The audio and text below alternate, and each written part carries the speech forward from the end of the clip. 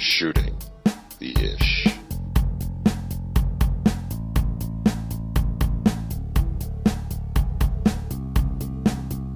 Hello everybody and welcome to Shooting the Ish. This is Chris and I'm here with Chris D. Hey. How's it going? Chris. It's going alright. How you doing? Pretty good. I was going to lead off with some goofy story of something I did this week, but it turns out that Brian, who's usually on the show, was supposed to be working all weekend at that Electric Zoo concert on the East Coast. Did you hear about that? Only through you. Okay, yeah, it's like a big house music sort of thing. Yeah. And people put out fancy outfits on and body paint and lights and stuff like that. I knew someone who got 22 batteries to light their outfit. Wow. Yeah, so it's like a big thing, and drugs are involved sometimes with that culture, the electric music scene, as they are with most scenes. Yeah. How else are you supposed to enjoy it? Right. God forbid you like the actual thing you're going to see. Yeah. Anyway, Brian was working there. It was supposed to be a 3-day thing, Friday, Saturday, Sunday. And they canceled today because 2 people overdosed and died. Right. So he's out of a little bit of cash, but he was actually just more upset that the situation, he feels like the few people messed it up for the many, and then people had tickets for this, and this is a hot ticket. And I asked him, what was it like down there on the field? Did you see anything? Did you see people selling drugs in the venue? Were the cops and the medics adequately dealing with the situation when it happened? He said everything was fine. Everyone dealt with it fine. He said a lot of the people came high. So they filled up for the whole night and then came there, and then over the course of the night, I guess it was a little too much for some of them. Yeah, it sounds that way. It was a 23-year-old guy. He OD'd Friday night, died Saturday morning, and there was also a girl who I think died in the ambulance. It's pretty tragic. Yeah, and apparently, it looks like the venue itself did the best they could. They announced 3 times that, stay hydrated, don't fool around with drugs, stay safe, stay hydrated, stay safe, stay hydrated. Yeah, so, that's not going to do anything to stop anybody who's specifically going for a, drug-addled good time. I mean, that's why people go. Yeah, and I guess the industry, in a lot of senses, a lot of people. Yeah, and I guess some of the visual presentation of the music or the laser light show or whatever they do there is kind of catered to that. He said they were playing the same songs over and over. He felt like he kept hearing the same stuff over and over. Yeah, well, there's definitely a trance element. That's a genre of electronic music. And yeah, when you're completely bonkers on psychedelic drugs, it's gonna, that kind of thing works. That repetition, Yeah. Lose your mind. Well, the other thing with house music and I guess this club dance, whatever you want to call it, sort of genre, EDM music, is that unlike rock, there's not a lot going on stage. Unlike rap, you don't have a entertainer essentially or MC who's bouncing around on stage and keeping you engaged. It's really just a DJ sitting behind a booth who's known as, this guy's the best DJ, but you're really left to your own devices in terms of how to act within the crowd. Yeah. There's a couple of things though. I mean, when you're at a huge stadium show, like a Fish show, yes, where there's also rampant psychedelic drug use. Yeah. Those guys cannot be seen from, the nosebleeds. Right. So right. it's a similar, experience as far as what those guys could put out to the audience from that distance. Meaning a DJ, it could be a DJ down there, it could be a guitar player, but they're, so far away that there is no visual. I guess a lot of these shows do have, the rock shows have closed circuit. So I guess you can't watch. Right. In some places, but not all places. And I guess my point is, a lot of people are, they're still there for the drug experience, the drinking experience, the party experience. Yeah. And they don't necessarily need to see what's happening. They just need to be there. It's a cultural thing, and it's a social thing, being in the scene. Right, and then if you check out, you know what might be to blame. Well, they're taking some pretty hardcore stuff. I don't know what the folks who died were taking. I know there was a little bit of weed stuff going on, which is, I mean, not going to kill you. But then again, if it's laced with stuff, but a lot of stuff that happens with the EDM, the electronic music, dance, whatever you want to call it, scene, is Molly's, is MDMA, the raw, pure form of ecstasy. So, you know, it's kind of bad when you're taking ecstasy, something that eats up your brain, and you're taking the rawest form of it. You've gotten so over ecstasy that now the thing is the chemical ingredient of it. Yeah, I'm not even familiar with this stuff. I've never heard of it. But I'm not going to these shows or getting involved in that kind of thing. Really? You don't put any body paint on and go to Electric Zoo? Well, not anymore. Not anymore. Well, I think the other problem about it is that, well, yeah, we're talking about heavy, hard-hitting, heavy-duty drugs, but then also we have this culture where, look at any freaking techno advertisement, it's always a very skinny girl dancing in something kind of skimpy.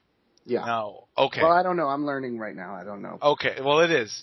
So you now have a culture of people who go there and look a little undernourished and are taking heavy-hitting drugs. Yeah. You know, maybe if a couple of big girls showed up and, you know, a couple ecstasy, they might be a little bit okay in the morning. Or maybe, have a sandwich before you pop some ecstasy. Right. Maybe that's the that would be a good They can encourage, get a nice foundation, and then, pop your pills. Right. That would be a good billboard poster. Mm. They actually, in New York City, they started putting billboard posters up about methamphetamine use. And they're kind of graphic.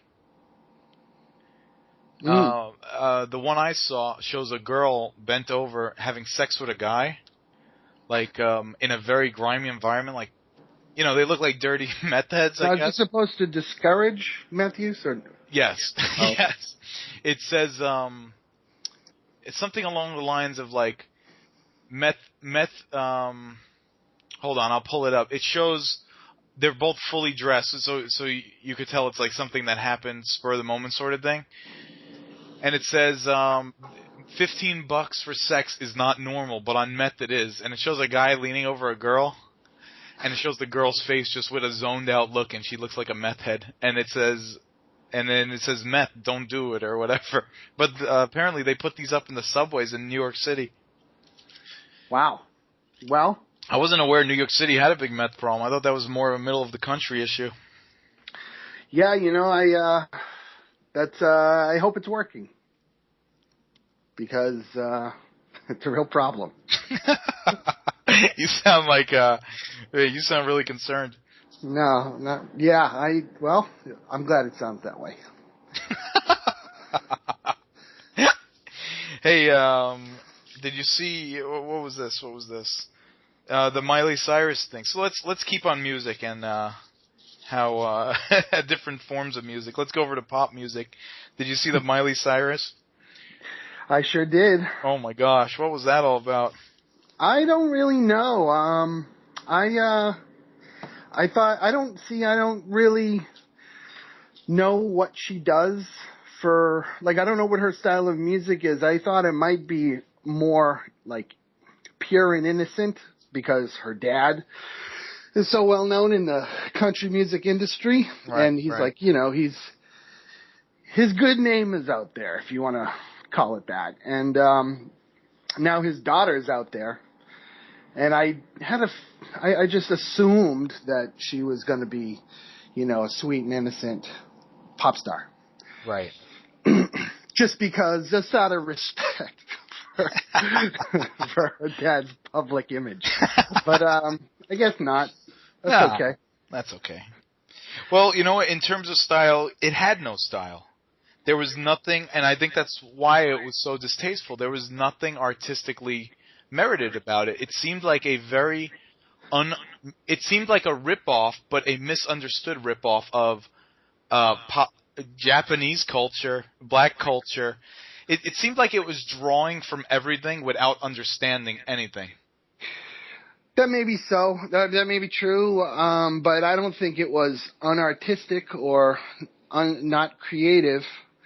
Aesthetically, it looked good, and I know it did just completely take from a number of different sources. But, it wasn't done at the MTV Awards. She's bringing that kind of thing to a new audience. That method has been used forever. It's been used, but it's been used by very attractive females, like Britney Spears and Madonna, and people who have a general sex appeal. This looked like Mr. Burns naked. Well, I thought she looked all right. I don't think she's, bad looking. And I don't think that really should necessarily determine whether or not she can do things that are good, sexually explicit. But I didn't think it was. I thought it was a little embarrassing for her. Yeah, it was very embarrassing. It was hard to watch, honestly. But you know what? I watched the whole segment, and there was like 3 or 4 other people performing, and I couldn't tell what the hell I was watching the whole way through. Maybe that's just music these days. I think it was a medley. It was a medley. Yeah. Is that what you call it? Well, it was 3 songs, one right after the other, I think. I don't think that was one song. I think she did her song. Yeah. And then Robin Thicke came out and did his song. Yeah. And then a guy who rapped, who I'd never heard before, came out and did his song. Right. And I only had heard the Robin Thicke song. So, and I hadn't heard the other 2. So I assumed this was 3 songs together with 3 different artists. Because they're like always trying to, trim the fat on these things. Because nobody can stand to watch any of this for more than like 1 bar and 1 chorus. Right. And, man, when you have a room full of Hollywood stars. Let's take the stereotypical thing about Hollywood stars, that they are quote unquote fake, right? Yeah, sure. Now you have a room full of them all looking disgusted. When you get that crew disgusted, you've screwed up. I actually think you succeeded if that's the reaction you're getting. That's a good day at the office. Yeah, definitely. If all these people, isn't it pandering to just have them stand up and applaud? Yeah. She was trying to do something challenging. She was trying to reinvent herself and become a little bit more, get away from maybe, I don't know. Like I said, I don't know what she's about, but if she was about what I was talking about before, being kind of innocent and poppy. Yeah. Then this was her attempt to, show that she's got a harder edge. It was an attempt to say, I'm all grown up and I'm mature, but the piece itself lacked any maturity. Right. That's how I looked at it. But I also looked at it as a bigger indictment of the music industry in general. I mean, I know you're a fan of music. I know you're into indie music, but what do you feel about pop music, and as opposed to 20, 30, 40 years ago? I mean, look, pop used to be Elton John. In the 80s, pop was Michael Jackson. So yes, it was pop, but there was still cream rising to the top through the genre of pop, however you want to define pop. Mm-hmm. And I don't know if that is the case these days. I don't think,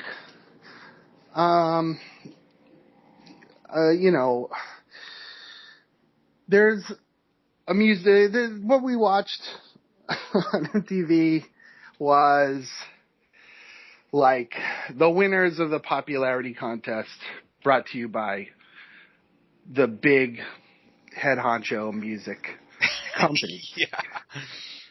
And that's fine. They put out a good product, typically, It's not for me.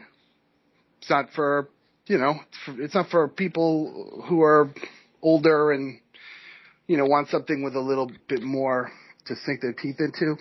Right. But it's, quick fix stuff, and that's cool. I know, and I hate to sound like such an old man, but look at what's going on today. And I don't know it's because YouTube and stuff like that exists, but you have a generation of musicians coming up who are teenagers, who are 14, 15, 16, that are looking at that and saying, that's bullcrap. I'm going to look back at Led Zeppelin. I'm going to look back at Michael Jackson. I'm going to look back at when music was relevant and spoke to the soul and not to the ego. Because if I'm going to come up and be something good and make something good, I can't look at that. Well, yeah, I mean, that? there's a lot of money fueling it, and a lot of, people see it on TV, and people see an image, and music's definitely, half audio and half, a visually stimulating thing, and, right. They're creating these, like, comic book superheroes out of people who make music, and, that's why she looked the way she did, Miley Cyrus. She looked like a cartoon. She looked like kind of a strange devil baby girl or something. Right. And, that's because they're trying to do this edgy/cute thing. Dangerous and cute or something. Well, okay, check this out. But kids, but to address what you were asking me, which is why do kids aspire to this? Because the reward promised is this glitz and glamour. And, they tell you want to be this person, because right. Look at the money, look at the fame, it's a popularity contest and you want to be, we're in an age now where everybody's face can be seen. Like we're all on the same playing field almost. Right. The internet. Like, so why would some person have more hits than another person? Right. I don't know, but the object of the game of life, I think, is to get more hits right now. Yeah, I guess she did it, huh? Yeah. Well, good for her. You know what though? I understand about making stars and creating new stars, but I guess here's my gripe with the music industry as it exists. When you look at movies or video games, right? Mm-hmm. Movies or video games. Okay, I'm going to the movies, right? That is the place where I know that I could see movies. Yeah. So I go and they show me a trailer of movies that are coming up. And then they show me maybe a short little feature, not so much, maybe 15% of the time. But then I get my main movie. Well, excuse me, maybe 2 to 5% of the time. But then there's the feature film. And that's what you're there to see. And I understand that in a concert, that's kind of the same thing. Like in a concert, you have your main attraction, whether it be comedy or music or what. But radio is a big way to distribute music. It's the main form of distribution of music still to this day. Radio is definitely one of the main vehicles to push an artist. Now, when I'm listening to the radio, you were told on all these morning drive time shows, which are a lot of nonsense for the most part, you were told, this star just got out of rehab. This star's a moron. Anyway, here's their new song. Enjoy. Mm-hmm. How is that any way to build up a star? Don't you, as radio, primarily make your money off of the music industry? How can you trash your star and then expect people to invest any emotion in that star? Because that's not trashing them. That's showing them that they're exciting and risque. Okay, but have you ever gone to the movies and let's say you went to see The Great Gatsby, whatever, Leonardo DiCaprio's new movie. Before the movie, they told you this: Leonardo DiCaprio cheated on his wife, he's a drug addict, he's a lowlife. Here you go, here's the movie. You now go into that movie with the assumption that he is not a star. You should not be there to watch him, but you're watching it anyway, and it's crappy that this exists. That's what the feel of the radio is, whereas the movie industry would never actively do that. Mm-hmm. Well, and it stands to reason why the movie industry goes strong, the video game industry goes strong, and the music industry in many ways has been failing for a long time for multiple reasons. Yeah. I don't know if that's a reason, though. Their marketing. Okay. I think it's so easy to just get the stuff now. Cheapen product. And that's the funny thing, that the cost of music has gone down. Now, what do you want to say about that? It's because the internet and piracy and all of that stuff, but certainly the quality of mainstream music seems to have gone down in more ways than one. How so? Okay, look at an industry like movies, or look at an industry like video games. I'm just using these because they are money-making industries that are on the cutting edge of technology. They're always using the constant new technology. And as a reason, costs continue to go up for those industries. But those industries still draw money, which allows them to keep using new equipment. Now, music, if you have the newest technology that's capable of something new that's never been seen before, never been heard before, why would you be making the same crappy pop song over and over and over again? How could that advance your industry? How could that make people believe that that industry is a hot industry that I should buy into? Well, I guess there's a couple of things, to discuss as far as what you just said. There's, why is the same song being written over and over? Yet, in this age of rapidly progressing technology, why are these other entertainment forms of entertainment excelling while music's suffering? I guess those are the two things that we're talking about here. I guess so. As far as why is the same song being written over and over, because it's a proven commodity. It works. So they are going to package it up again, but this time shinier and easier to swallow. And they've been doing that since day one. Right. And if you have some really talented people, you can actually dress that thing up because it is it's a successful template because it's a good template. That song that you keep hearing over and over and over again. Right. It works, and we all like it, and it taps into something that is I don't know, I think it's sometimes music is it just taps into something that, it could tap into emotions, it could tap into memories and feelings and stuff, and, if you can't some people do try to reinvent the wheel, and that's kind of where I kind of focus my attention. Right. And a lot of times it's you get a lot of shit. You got to sift through a lot of shit. But, and you don't make any money ever doing that. So if you can repackage the same old thing again, it's like cola, Coca-Cola's come out in a million different cans, and we always buy it because we always need it, but we always want a fresh new one.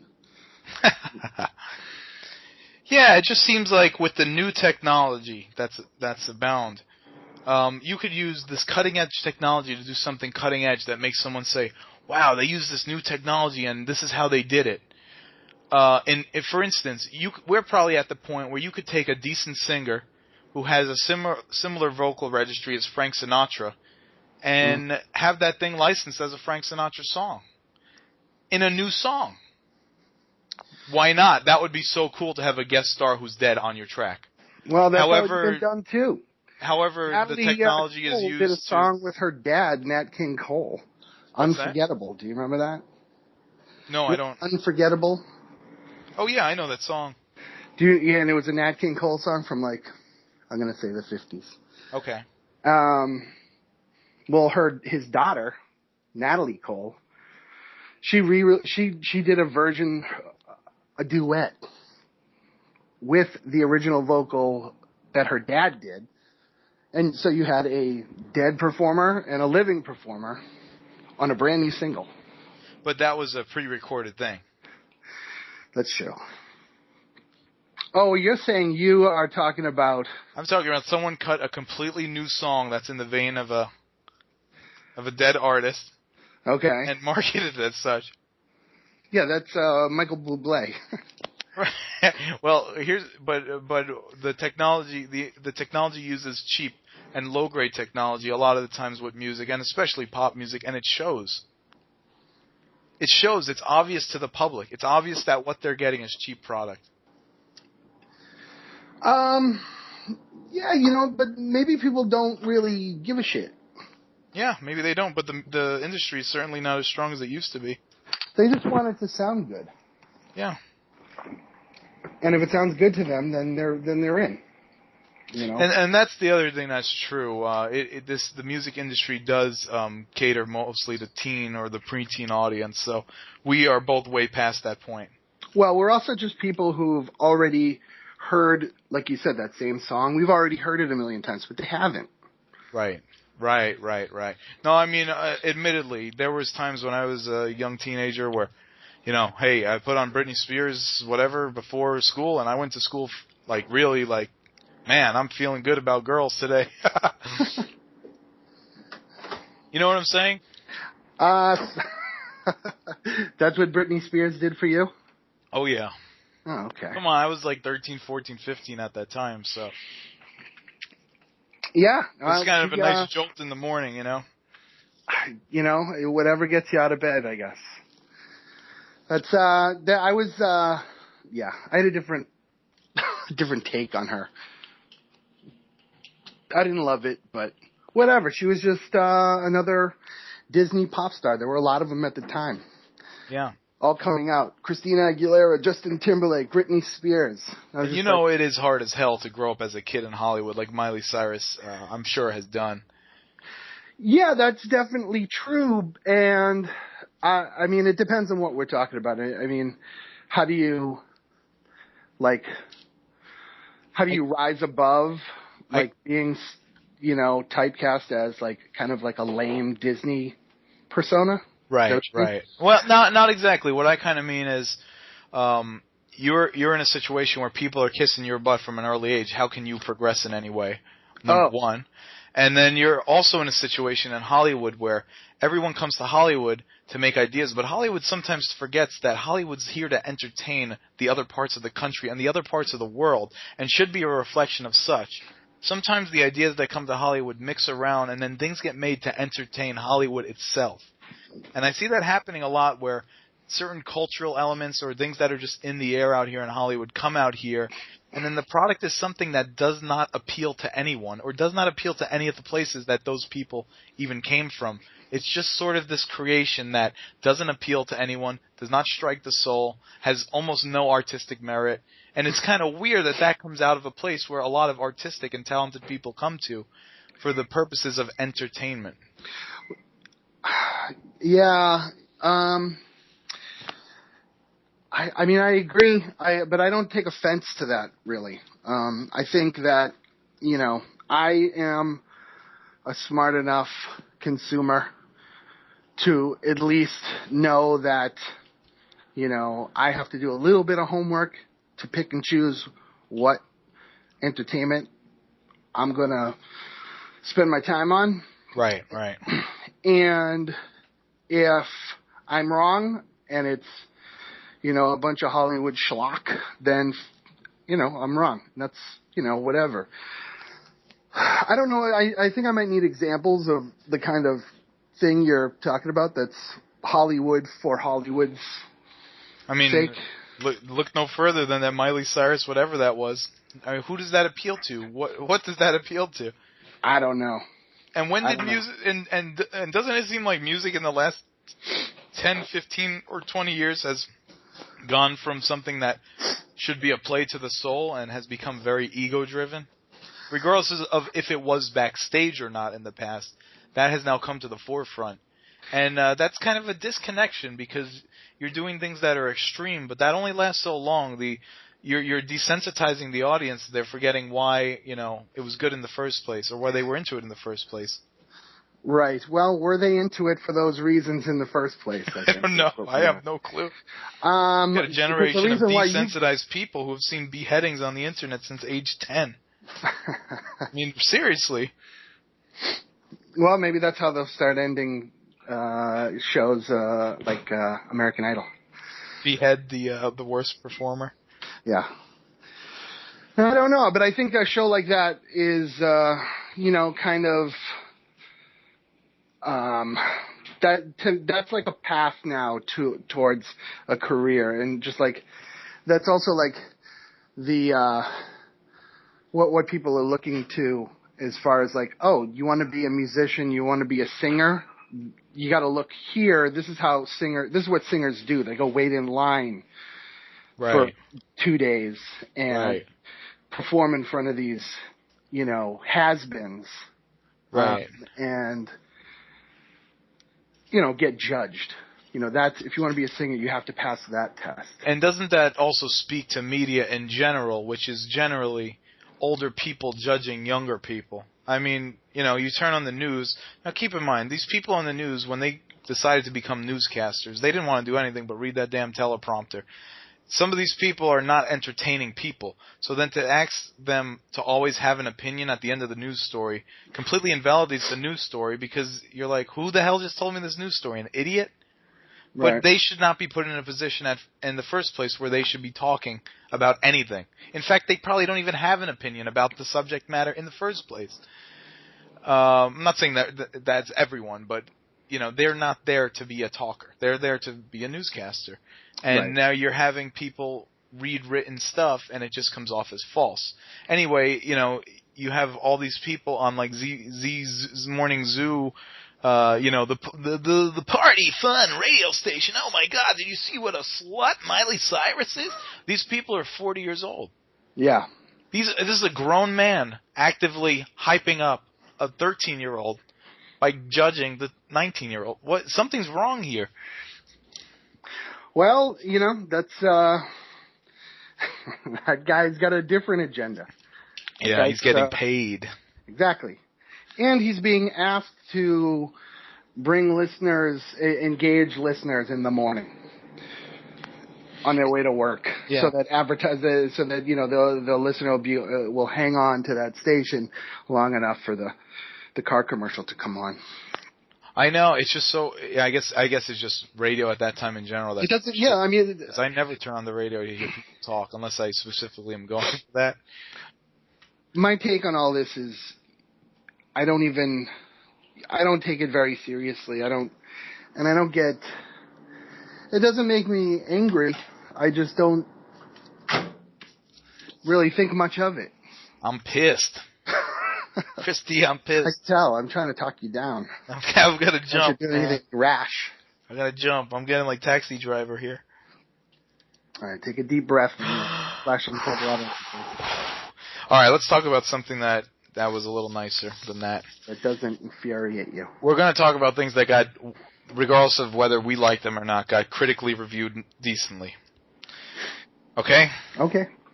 Did you saw In a World? Yes.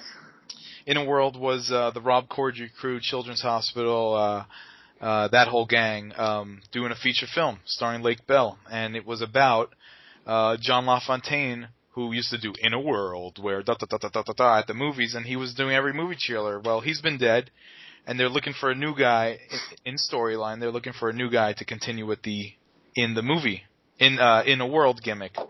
However, Lake Bell is an aspiring female voiceover artist who's kind of broke because there's no industry for that and no one's craving that.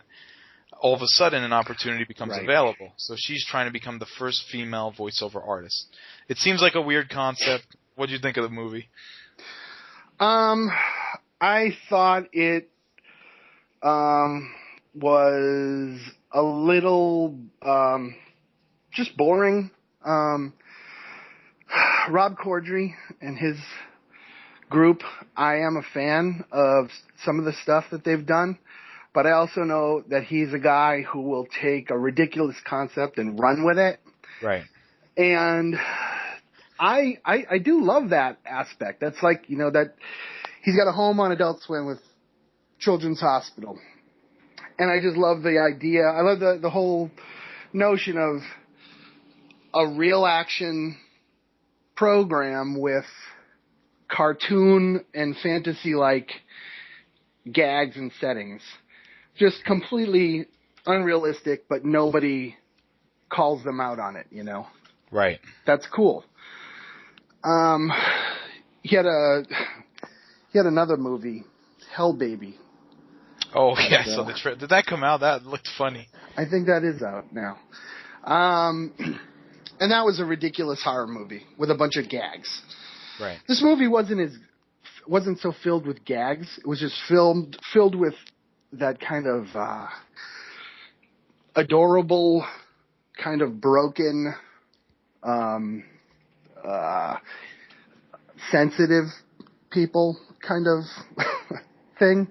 Yeah. Like, It was borderline hipster movie. I'm trying to say Dimitri Martin was in it. It was okay, so based on that, it was a borderline hipster movie. Yeah, I guess you could call it a hipster movie, but it just wasn't. It was just a nice drama, but it wasn't that interesting to me. There was some funny things. I just didn't laugh a lot, and there were a lot of people in there that I do like Ken Marino. I think is hilarious. Yeah. But see, now I actually had the opposite opinion of you on this, and I know exactly why. While I find the jokes on Children's Hospital funny because it has no logic stream and has no start to finish storyline, I'm a bit disenfranchised with it, and some of the jokes don't seem well placed because they don't seem placed at all because it's just kind of random. So for those guys who write funny jokes to come together and make a movie that actually has a logic stream and a story that is followable from beginning to end and has character arcs, I really like that. But then again, that's because I'm really into that sort of thing, character arcs and story and stuff like that. We were talking about, me and George were talking about The World's End, and I was talking off the air with you about that, and that's why I always liked the Shaun of the Dead movie because it was very structured and it had a lot of cool arcs and stuff like that. So, it depends. If you're the person who likes that humor, I don't know if you want to call it stoner humor or late night humor or what, and you're all on board with it, then you might not like this. But if you're the type of person that likes a good, well-made comedy movie, that's in contrast to like a generic Hollywood comedy movie, you might find this like a step above a generic Hollywood-made comedy movie. yeah, I mean, I gotta say, I do enjoy a well-written comedy. Oh, I'm not saying you don't. I'm just saying for me, it's like on a must. I say. Oh, you think that this movie is a must-see? No, I'm just saying for me, logic streams are always a must. I'm not saying that they are not. I'm not saying that you. I'm saying you have more an open mind about enjoying certain comedy things than I do, probably.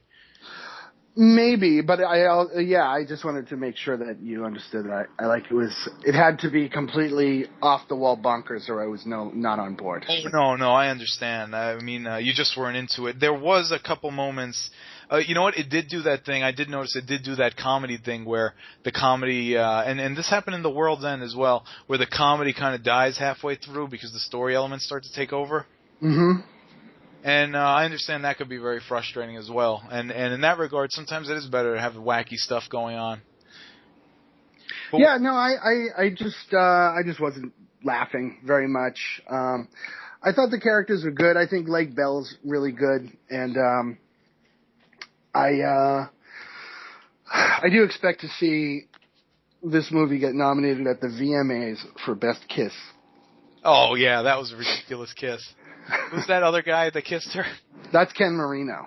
Yeah, he's funny. He's from the State and Children's Hospital. Yeah, and that was funny that they called out Lake Bell. They said, that guy Ken Marino said, at first glance, she looks kind of like her face doesn't look good, but then when you look closer, you're like, wow, she's really pretty.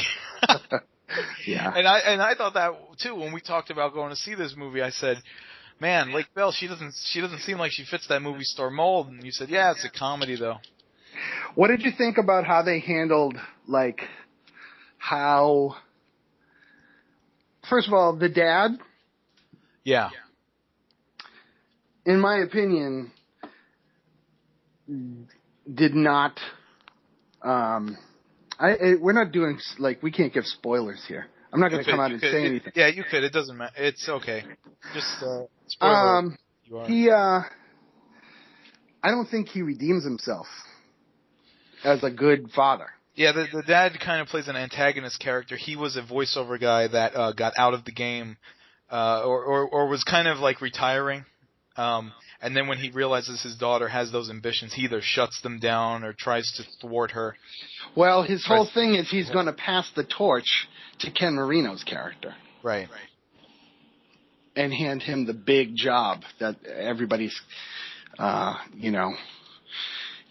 to grab. Right, right. But then all of a sudden there's this dark horse underdog, and it's his daughter. Yeah. Which brings the dad, who's a total dick, out of retirement because he just cannot accept a female voiceover. Even if it's his own daughter. Yeah. There was there was some funny performances though, and I really liked Rob Corddry. It was kind of weird, like any little thing, even if they cut to him for 10 seconds, he could do any little thing and he made it funny. Yeah. Like he'd have a gesture or inner monologue that just made that little scene funny, even if it was him eating something. You know, I think they feel that they do have that with him, but it just wasn't working for me, maybe. Okay. Because he's a guy, because he's so hot right now, that I think that is something that everybody feels, that this guy can, sit in a chair and cross his leg and just open a novel and start reading, and everybody's on the floor. Yeah. And it's just, to me, I just see a guy reading a book, and I don't care. You know what also might be the case? Because you are a fan of this comedy group, you might have seen them do more funny things, but since they don't have mainstream exposure yet, this was a chance to get them out to the public's eye. Sure.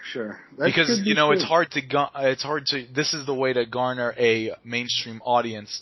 Whereas like Children's Hospital, most people. I don't mean to say it's bad, Adult Swim, but 80% of people will be like, "Oh, I'm not into that," without even watching it. No, that show is for the demographic that watches Adult Swim. Right. And those are, teenage to 30-year-old boys. Yeah. And then me. 30-year-old boys. I'm a 28-year-old boy. I know what you're talking about. Yeah. A man-child. Yeah. But I thought it was cool. I thought the one thing I took from it is saying this was a good first effort. It was good that they got it out there, and I would like to see more from them. Just the way I felt when I saw Larry David do Clear History. I want him to do more of those because might as well have a bunch of good ones out there before he croaks. We need a legacy of these good comics putting forward good stuff. We need to look back and say there was good stuff at that point. Yeah, no, I definitely am in support of all these people. I want to see more from them. I just didn't laugh at this movie, and I didn't really enjoy it. But every Miley Cyrus performance, we need two good comedy movies to come out for this generation. We need two? Yeah. It can't be a 1-to-1 ratio, because when the people from the future look back, they're going to say, what the hell? Why was she dancing with that stuffed bear? Yeah. Well, maybe somebody can cover that subject in a comedy. Yeah, it's just depth versus shallowness. And these guys, I feel they proved that they could do a story that had a certain depth to it. Like, it wasn't just off the wall zaniness. There was a certain depth to Rob Corddry and his wife's character. I know the father-daughter thing was a little extreme, like a father actively trying to screw over his daughter. That was kind of weird. Yeah, I thought that was a good element to have for the story. Yeah. I thought it was interesting that I wanted to know if you thought that if you felt like his gesture at the end of the movie was enough to redeem himself, or if he just came off as just making another move to help himself out. I thought that as a proud man, that's as much as he could say on the subject in the moment. That's the way I took it, because he was so proud that even that little thing actually took a lot for him to say. Yeah, but it also, he got rewarded for it, which was his girlfriend wasn't going to leave him. She threatened him. Right. I don't even think he saw it that far. I thought she just proved herself to have some good character, although, he was ignoring her. He ran out crying like a baby, and then his girlfriend said, "You're being a baby. If you don't fix this, I'm going to leave you." And then he went back in and You know what it was the whole time? Yeah, that's true. I see where you're selfish. I mean, in essence, the character was selfish. In essence, he still referred to her as his daughter. You know. But it's interesting that he didn't have, I guess, the arc where he would like have that. You know, he wouldn't learn something. He wouldn't. He didn't learn anything, and he was her dad. It was interesting. Like he was still a selfish jerk at the end and didn't fix it. That's true, but the movie was more about her emotions than his, and by him doing that, it just said the message that I accept you and I love you regardless of the way he felt. Right. So it was more about her feelings than his. I mean, in terms of that Midwestern young wife character that he had, she was sort of being looked at as a joke the whole time, but then at the end of the day proved herself to have those good Midwestern morals and take control of a situation when it was needed. Well, that's true. See, exactly. She had that. She was able to reveal that there was more to her character. Two quick stories I want to tell you about. Okay. That I had, but I forgot to mention. Okay, speaking of raving and techno and all that stuff we were talking about, how does this headline grab you? Naked bodybuilder on ecstasy solo raves in German chancellor's airplane. Okay. Naked bodybuilder on ecstasy. Raves in German chancellor's airplane alone. Raves. What does that mean to rave? Like to go crazy, like a rave, like a techno party. Fit? Like a rave party, like a rave, R-A-V-E, rave party.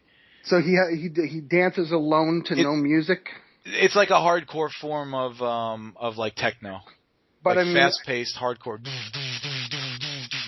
But is there music? I don't know if okay, let me read this. On the night of July 25th, a 24-year-old man clutching a bag full of marijuana and ecstasy pills managed with relative ease to get on board an empty government jet used frequently by Chancellor Merkel while it was parked in a closed military section of the Cologne airport. Once on board the unarmed aircraft, things got really weird. He stripped down to only underpants and high on drugs. He danced on a wing, sprayed foam around, and pushed cockpit buttons. I guess there was no music. Wow. So basically he had himself a solo bodybuilder foam rave. They still haven't figured out how he managed to get on the plane. Wow. Yeah. It's interesting how the accused got onto the site and onto the plane. This was not only an interference in aviation, but also trespassing and damage to property. That's a ridiculous story. Well, you know, if he had a ticket, he had a ticket. But speaking of, you know, Miley Cyrus and what that means and what it means to have a movie that or a performance that has depth versus shallowness, Josh Whedon, who I really like Josh Whedon. I'm sure I don't know if you do or not. Tell me again, who the hell is Josh Whedon? Josh Whedon's the guy who made Buffy the Vampire Slayer, Firefly, what was that movie that came out? Avengers. Oh. Yeah, okay. He came out and he said the thing about Buffy was that the female characters were being empowered through the narrative. He says, when I see Twilight and these other vampire tween things, he says these franchises, it rests on everything what the girl will do, but the character themselves is completely passive, and they don't really know what the hell's going on. It's frustrating because these turn out to be a case of they should be called Choosing Boyfriends, the movie. So, yeah, he just came out and said, you know, a lot of these movies that claim to be all for girls and stuff like that are really just like having a girl passively sit by and choosing which boyfriend to follow. Right. You know, I don't follow any of that stuff, but it seems to me that, you know, I shouldn't really say, but I mean, was he, I didn't watch Buffy, but I mean, is it possible that he was just writing a story that could have easily had Buffy replaced with a dude, and that's why she was empowered? I see what you're saying. That's a very interesting point of view. or a very interesting point. I don't know. Yeah, there are certain things that really feel like they're written for men, but just have a female character. Yeah, because a guy is still writing his hero and knows nothing about what, maybe how a woman might deal with things. But Right. maybe he does. I don't know. Like I said, I didn't see it, so. Yeah, that is the case, though. There's a lot of times where, there's this image of the sexy girl that has 2 guns in her hands and is doing backflips and killing everyone, and Right. that's not a very realistic. Not that any action movie is a very realistic representation of anybody, but that itself is not very realistic at all if you want to talk about a female character, because what character is there in a bunch of action sequences? One comes to mind, and that's I don't know the character's name, but it's Jane Lynch's character in Wreck-It Ralph.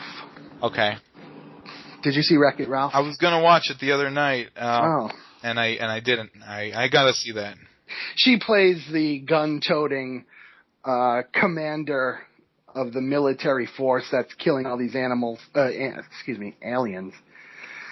from a different video game. Right. And she's a total badass. And yeah, so it's like, are these roles even being written for the entertainment of girls, or just is it written for guys to see a hot girl doing action things? Right. Yeah. I don't know. I think, I think these vampire things that he's complaining about are not even... they're not... He shouldn't be comparing Buffy to these shows that are not action shows or mystery. I mean, they do have some things in common. They are like mysteries and thrillers, and they are trying to get to the bottom of certain supernatural issues. But they are soap operas, without a comic element or a, there's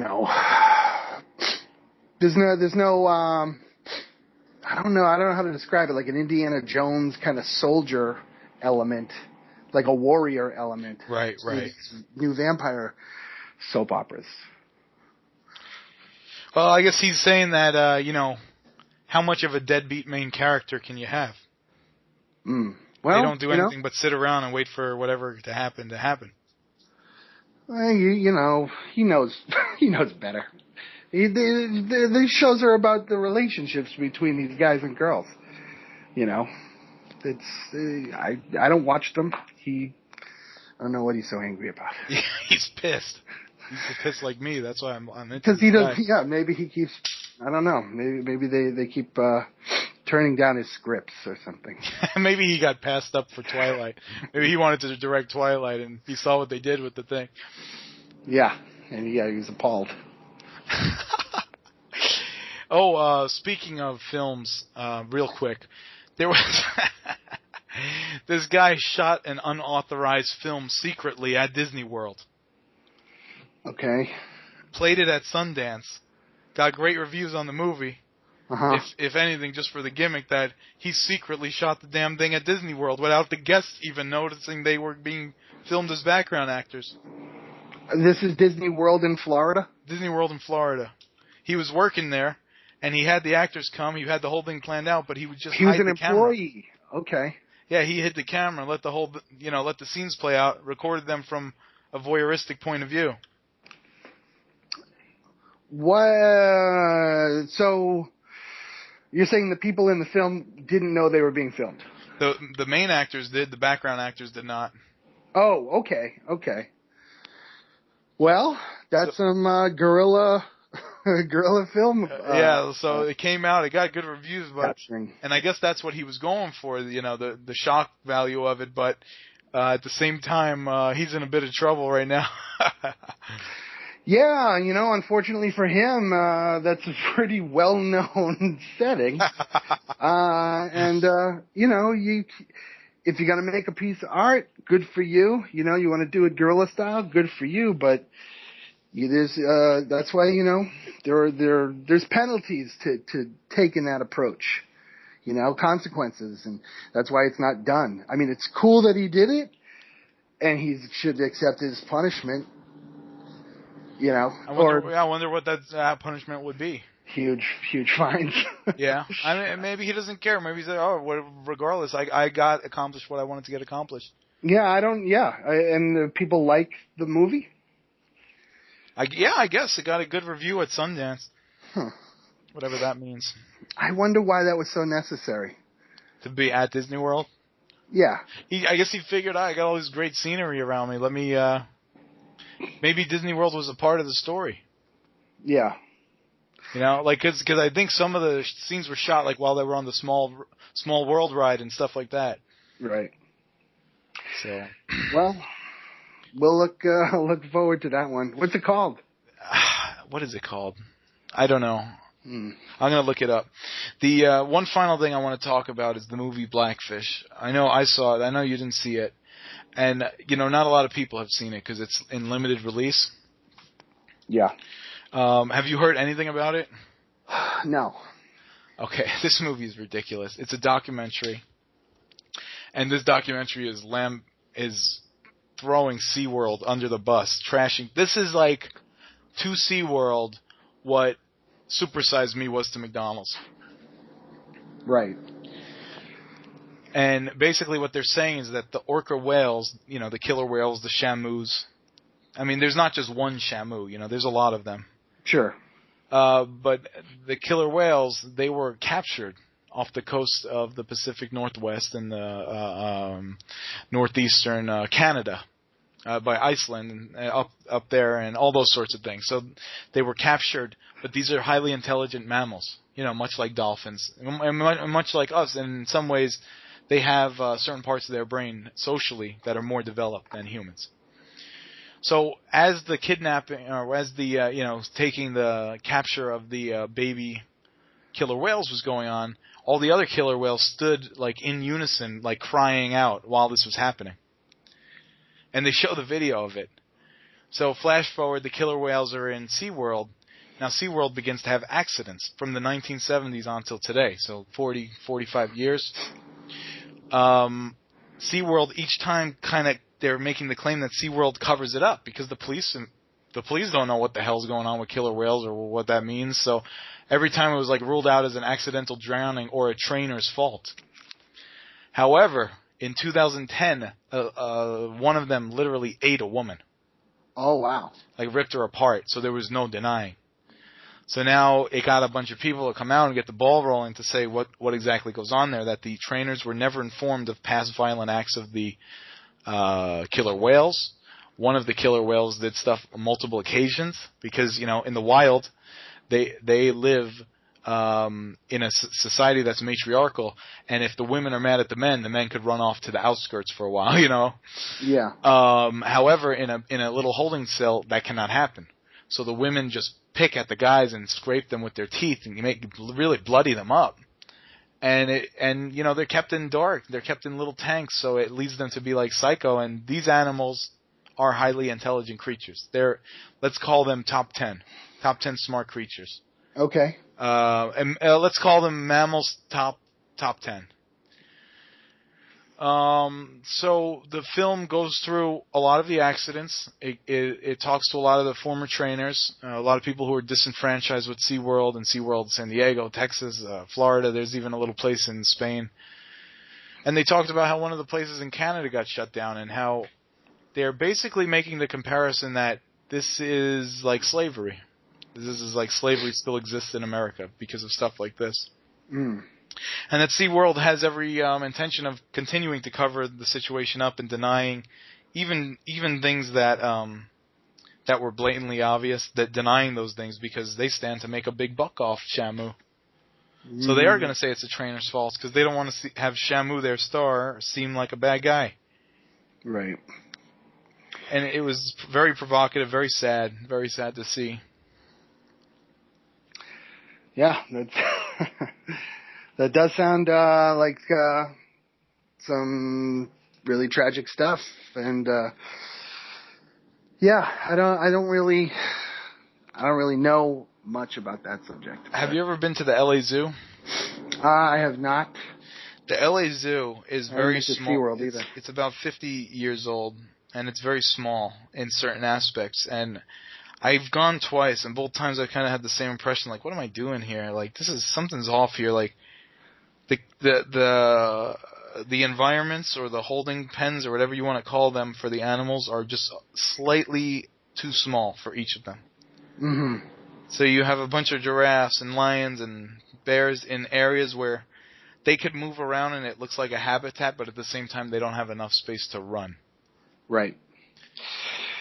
Right. Now, what they do with the animals afterwards, if they have like a big range that they could run on, I'm not sure. But the whole thing gives you a creep feeling. It just don't feel good, you know. And I mean, I don't get the same feeling at an aquarium if there's just fish and stuff like that because I don't know how conscious they are. But when you see like mammals, which for all intents and purposes are very much like us, caring for their young, giving birth, you know, feeding with milk, warm-blooded, similar consciousness and social structure. It's kind of weird to see that stuff going on. I think I'm done with the zoo after this. Yeah. I think I was done with it already, but this movie was just like, yeah, that's really crazy. Yeah, that's the kind of it's the kind of eye opener that drives home that notion that maybe the zoo isn't the best place for animals, even though you might have these, you know, you can't lose sight of the fact that you do have experts in the field, people who study these animals, right, and who you got to at least give them the benefit of the doubt that they are doing this work to like benefit the species, you know, and help the animal, you know, and just by studying it and studying like it's, you know, if it needs to, you know, breed in captivity, like a panda, for instance. right. People want to, you know, keep that animal going, and it's not going to in the wild with poachers and things the way it is, and you know, I mean that is a good purpose of zoos, like that. But like it's not natural, and they are in a box, and they don't know, you know. They're not. It's not a dog. You know, it's not a domesticated animal that is comfortable and wants to be there. So, the LA Zoo is a little shanty too. They have one part. There's some parts where you could basically walk over the railing and be one with the animals. And when we were there, we saw it happen. You did. These guys were like, first of all, there were only 3 guys dressed dugged out in the whole park. Okay. So you're already you're already a suspicious character, right? Mm-hmm. Yeah. In, you know, based on the eyes of security compared to the other people. So what ferocious animals cage did they climb in? The giant tortoise, the 400-pound tortoises, and they were chilling and taking like Facebook photos with the giant tortoises. Now you see a bunch of guys dressed as hip hoppers with the pants below the underwear taking pictures with a 400-pound turtle. Yeah. It was funny. We were laughing. We were talking to them too. You know, I said, "You're freaking brave, man. I wouldn't be in there with that thing." But it was just so funny that the only guys that looked like they could cause trouble in the park were actively in the tortoise cage. It was freaking hysterical. That is, I think that's another point against the zoo, actually. Turtle said, "Pull your pants up, man." No, I don't know what he was thinking. Yeah. Not exactly best protection. Right. For the turtle. I don't know if you ever went to the zoo in Boston or what. You know what? The zoo that I went to the most, which is strange, is the Memphis Zoo. Memphis Zoo. What were we doing down there? I had friends who lived down. Well, I did a couple of cross country trips and passed through once and hung out in Memphis, and then passed through again like a year later and went to the zoo again. And it's just it was just a fun afternoon thing to do.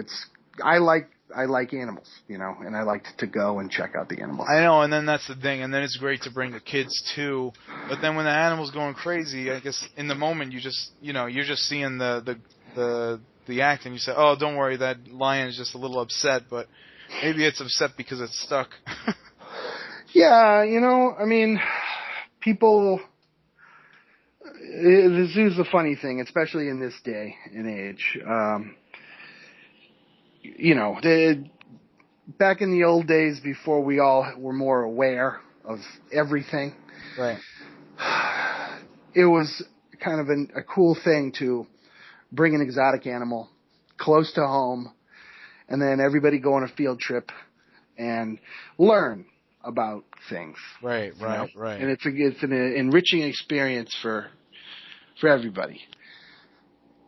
But I don't know if it's not. I don't know if it's hurting the animals. It's bad. It's not necessary. I mean, how much do you really get out of going to the zoo? I don't know. I mean, Yeah. if it's bad for the animal, I don't think the benefits outweigh the. Right. I mean, in terms of human learning, there's no better thing than to see animals up close. However, what is human learning? Does human learning at that level matter more than leaving other creatures the fuck alone? Yeah, and actually, more to the point, like going back to your movie, nobody's learning a damn thing watching Shamu jump through hoops and balancing a guy in a wetsuit on his nose. Yeah, and then what is there is always a message sent. So let's say, you know, I have kids, right? Now I got a 3-year-old who likes animals on TV or whatever. I don't know. The only thing I could see that kid learns at SeaWorld is that's okay. That situation is okay. And you know, even though they're learning about the animals by going to the zoo, maybe they're also learning the way people treat animals, like keep them in cages. Like there could be other messages that are sent to the kid who's taking it all in. You know what I'm saying? I honestly don't think most kids are seeing that, the cage aspect. I think they're seeing this animal is as friendly as our dog. Right. You know, and is, you know, a gentle creature that won't hurt her or hurt, you know, the kid. But right. It's not like this is a real life situation. This is you know. But it is real because, you know, if people take their kids to the zoo all the time, I know this is a stretch or an exaggeration, but in a way are we saying that, no, we're telling our kids, this is okay, we capture animals and we show them off. Like, that's what we do as humans, that's our society. Well, that's actually, that's the... And how egocentric is that of us when we're learning things about other animals that certain parts of their brain are more advanced than ours? Right. I mean, we've got to step back from the ego at some point and look at science. Yeah, and then it went, you know, and now we're back to the movie, I think, where it's just like, okay, we know it's bad for the animal. They know it's bad for the animal, and they're the experts. Now they're using the animal, despite how much it's hurting the animal, for a monetary thing. Right. Now, and that's bullshit. Yeah, I mean, what made humans to the place that we are in terms of the animal kingdom is that we were creatures that were highly social, that could live on land, and we have a predisposable thumb to build and make tools. Birds are highly social. Whales and dolphins are highly social. But they don't have the ability to garner tools because of their situations, that they have wings that they need to fly with or fins that they need to swim with. Our bodies could bend for the land. We could twist things and bend things and shape things. So we're manipulators. But, man, we got to start, I guess, respecting that there's other creatures that also have merit and that they don't have to be like us to have that merit. Yeah. That's my point of view, but I'm sorry to preach on you there. No, I'm with you. Real quick, I want to switch things up, and right before we go, me and George last episode were talking about SummerSlam and wrestling. Oh. I know you were a fan in the 80s, but I found this ridiculous article online that says, during SummerSlam, a woman gave birth to a baby, leaves the baby in the toilet, and goes back to finish watching SummerSlam at the bar. This is a follow. I know that you weren't part of the conversation, but for anyone listening, this is a follow-up to the conversation. So we were talking a little bit about those crazy wrestling fans, and this is definitely the craziest story I've ever heard relating to wrestling fans. Yeah. Because there was a woman in attendance. There was a woman in attendance who was pregnant. Well, we were talking about that. We were talking about how now WWE is trying to get back to the 80s and how they're trying to get back to family friendly and bring the women back because that stuff in the 90s wasn't flying. Girls aren't going to stick around to see a stripping contest, you know, or hard people smashing each other to the point that they bleed. And that no one should be sticking around to watch that crap at this point. Based on what we know about concussions and all that stuff. Anyway, I guess a woman was watching SummerSlam. That's the first shocking part of this story. And the second shocking part was that she felt something coming on. She went to the bathroom. She opened the back of the toilet. You know where the water is in the back of the toilet? Sure. She wrapped the baby in plastic container and placed it in the toilet tank. Did she think that the baby would be okay till afterwards? Wow. She was watching the show. She complained of back pain. Then she went to the bath. I don't know if she even realized she was pregnant. Yeah, maybe not. I've heard of that happening. It's completely insane. Almost not believable. But I guess these things happen, and the woman needs to have her head examined. Yeah, she's under charges now for murder, I guess. Criminal homicide she got charged with and being held without bail. Wow, that's SummerSlam was good. Was it? But I don't think it was that good. Right. Well, what kind of seats did she have? She had front bar seats. Wow. It wasn't even in the live show. She was in the bar watching it. So who knows what happens when she was you get in out. The bar. Who knows how plastered she was in the bar, if she even realized she was pregnant and what the deal was here. Some women give birth and they don't realize they were pregnant. Yeah. I've heard of that. That's got to be remarkably. You got to be shocked if that happens. Like if you go to the bathroom and then all of a sudden, what? Yeah, that's 9 months of like, ooh, I don't feel good. Man, I said the worst. Man, I've been nauseous. I've been wanting ice cream. Yeah. Well, that's I really I don't want to make like light of right of that. But that's I don't even know what to say. That's just terrible. Some women that when they're pregnant though, they actually lose weight or they stabilize because the baby's eating from them. And if they were heavier or had a bigger frame from the get-go, might not notice a physical difference. And if someone's losing weight, they must think everything's all right. Well, you're gonna have unprotected sex. You gotta get yourself checked out. When certain things start to stop occurring. Right. Go get that checked. It's okay. It'll come back. Yeah. Hey, who knows? This baby could have been conceived at the bar during WrestleMania or during Royal Rumble. Well, it sounds like it did. I'm sorry. This is a terrible conversation. All right, we've been classy, and now I'm getting to the bottom of the barrel. Yeah, you want to drag me into the gutter. All right, Chris D's opting out of this one.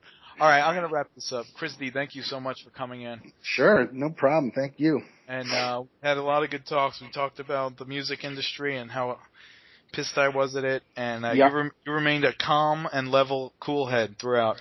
Well, we were basically talking about music that I don't care at all about. All right. Or you know what then? Give us an example of something that we could go out and see and say, you know what, I'm proud to be a music fan.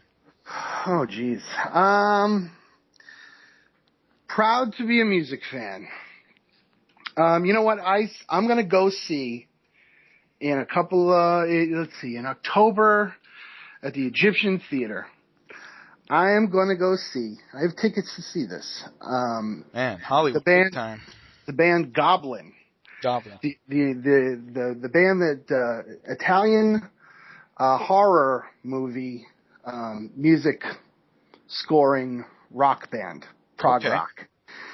They did the music for films like what is it? Dario Argento movies. So Suspiria, Zombie. I think that's also. I think it's called Zombie in Italian, and like Night of the Living Dead. Right. Is like the English name. Yes. And then, we're actually going to be seeing a movie. I forget what the translation is, but it's like Tenebra something. I don't. Oh, right. I saw that. That's at the Limelight out here in Hollywood, huh? Yeah, and they're gonna play the music from that, and also all sorts of classic pieces. What's that movie about? I've never seen it. I want to say it translates to blood work. I think it's just a slasher, Italian slasher, but it's going to be a little artsy with some of the cinematic choices, I guess. But we'll see. I mean, I've never seen that movie. I've seen the other ones. Right. But I'm really excited to see this band because I've heard this band a bunch, and they're great. It's just instrumental horror movie music from the 70s. Right. And it's going to be sick. So there is good stuff there. You just got to go see it live a lot of the times. Yeah, I mean, that's really what it comes down to. Is like go see some live music, and hopefully see music that, I like electronic music, but I really like to watch a group of people play off each other. Right. That's the music that I've always liked, and that's the music that I kind of seek out. Whether it's classical, jazz, rock, hip hop. You can find those organic elements, and when the band is good, it's really, it's you can buy recorded music and then you can, have that experience, but you can't get a live experience unless you're there. Right. And that's the one thing that musicians still have left for sale. Right, exactly. That's how they're making their money, concerts. So, and I support that big time. Like, I like to go check shit out. Right. All right, so Chris D, you're seeing Goblin. I'm going to go see your next, and I guess I'll see you guys next week. Chris D, thank you again very much. Hey, thank you. Thanks for having me. You got it, and I'll talk to you later. Later.